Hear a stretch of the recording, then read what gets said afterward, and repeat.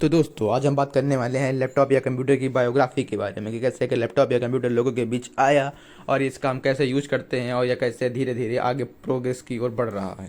हम बात चलिए शुरू करेंगे उन करते हैं। मुख्य इनोवेशंस, गेम चेंजर्स और उन पलों के बारे में जिन्होंने पोर्टेबल कंप्यूटिंग को आकार दिया। लैपटॉप्स आज हमारी जिंदगी का एक अहम हिस्सा बन गए हैं।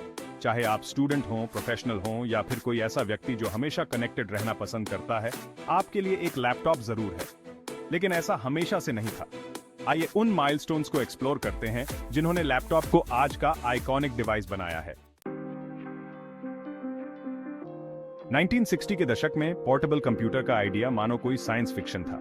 कंप्यूटर्स इतने बड़े होते थे कि पूरे कमरे में जगह घेर लेते थे। लेकिन इस बात ने विजनरीज को उस फ्यूचर का सपना देखने से नहीं रोका जहां कंप्यूटिंग कहीं भी कभी भी की जा सके। इस फ्यूचर की एक झलक हमें ज़ीरॉक्स पार्क के एलन के से मिली। उन्होंने डायनाबुक नाम के एक डिवाइस की कल्पना की जो एक पोर्टेबल कंप्यूटर था जो असल में एक टैबलेट विद अ कीबोर्ड था। यह आइडिया अपने समय से काफी आगे था, लेकिन इसने आज के लैपटॉप्स की नींव रखी।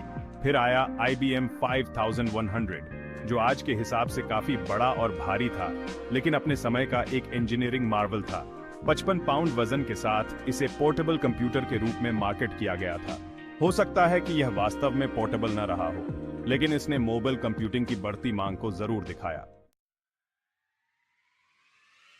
1980 का दशक पोर्टेबल कंप्यूटिंग के लिए एक महत्वपूर्ण मोड़ साबित हुआ। पहले असली लैपटॉप्स, जैसे हम उन्हें आज पहचानते हैं, अस्तित्व में आने लगे।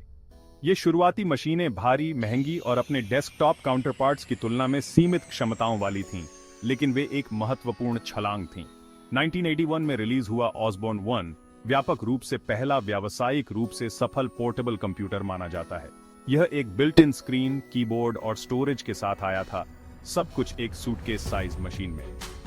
ऑसबॉर्न 1 ने उन लोगों की कल्पना को जागृत किया जो मोबाइल कंप्यूटिंग के लिए तरस रहे थे।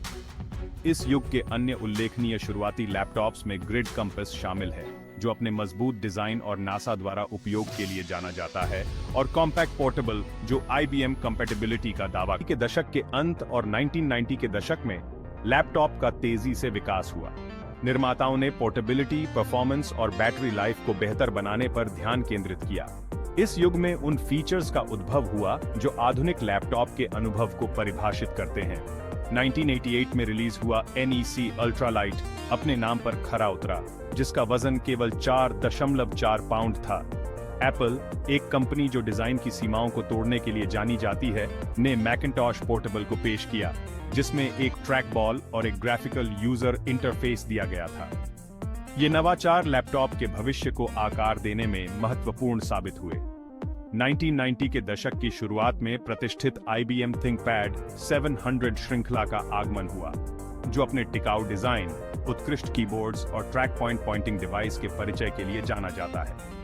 ऐप CD और OM ड्राइव्स एक स्टैंडर्ड फीचर बन गए, जिससे यूजर सॉफ्टवेयर इंस्टॉल कर सकते थे और मल्टीमीडिया कंटेंट चला सकते थे।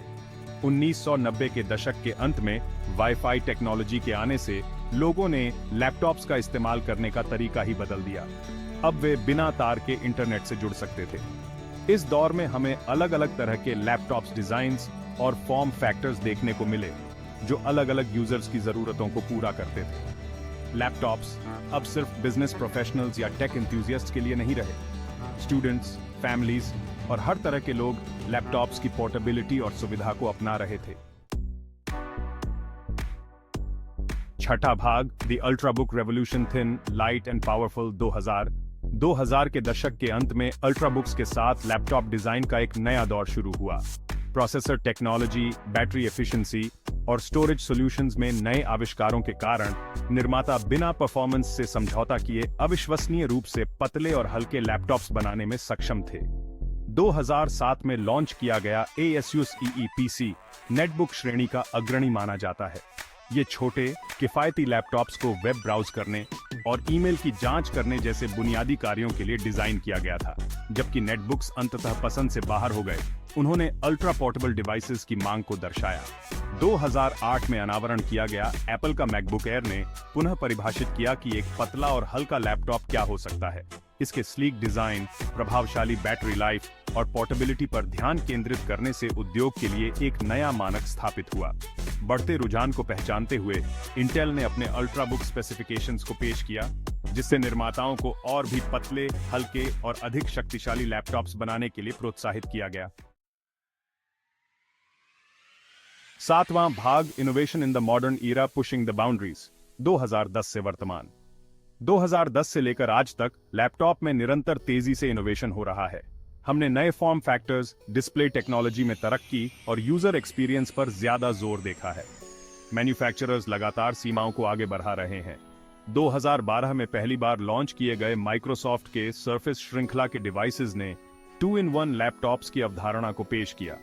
ये डिवाइसेस बिना किसी रुकावट के लैपटॉप और टैबलेट मोड्स के बीच बदल गए, जिससे ज्यादा वर्सेटिलिटी मिली।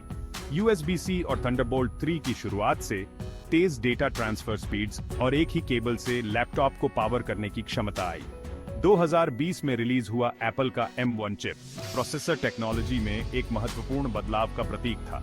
इस custom designed ARM based chip ने अविश्वसनीय प्रदर्शन और बैटरी लाइफ प्रदान की, जिससे उद्योग के लिए एक नया मानक स्थापित हुआ। हाल के वर्षों में हमने सस्टेनेबिलिटी पर भी ज्यादा जोर देखा है, जिसमें निर्माता रिसाइकल्ड मटेरियल्स का उपयोग कर रहे हैं और एनर्जी एफिशिएंट डिजाइन्स को लागू कर रहे हैं।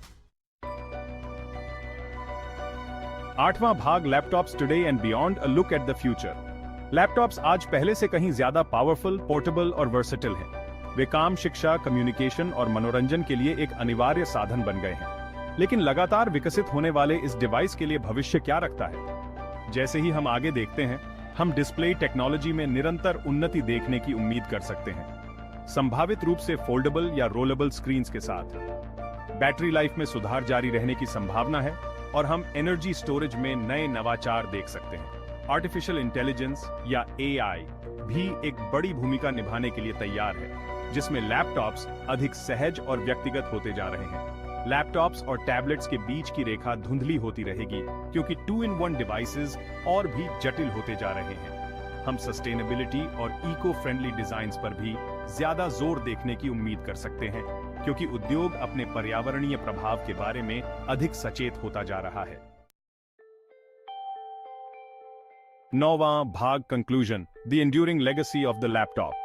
पोर्टेबल कंप्यूटिंग के उन शुरुआती दृश्यों से लेकर आज हमारे पास मौजूद स्लीक, शक्तिशाली मशीनों तक लैपटॉप का सफर उल्लेखनीय रहा है। ये मानव चातुर्य और प्रौद्योगिकी की सीमाओं को आगे बढ़ाने की हमारी इच्छा का प्रमाण है। लैपटॉप दुनिया भर में अनगिनत लोगों के लिए एक अनिवार्य साधन बन गया है, जो हमें काम करने, सीखने, निर्माण करने और जुड़ने का अधिकार देता है, जो कुछ ही दशक पहले अकल्पनीय थे। चूंकि तकनीक अभूतपूर्व गति से विकसित हो रही है, एक बात निश्चित है, लैपटॉप आने वाले कई सालों तक हमारे जीवन में केंद्रीय भूमिका निभाता रहेगा। तो दोस्तों, उम्मीद करता हूँ कि ये वीडियो आपको अच्छा लगा हो, जो कि एक कंप्यूटर बायोग्राफी पर आधारित एक वीडियो था। अगर आपको वीडियो अच्छा लगा तो वीडियो को एक लाइक जरूर कर देना एंड चैनल को नया आए हो तो सब्सक्राइब करके जरूर ही जाना।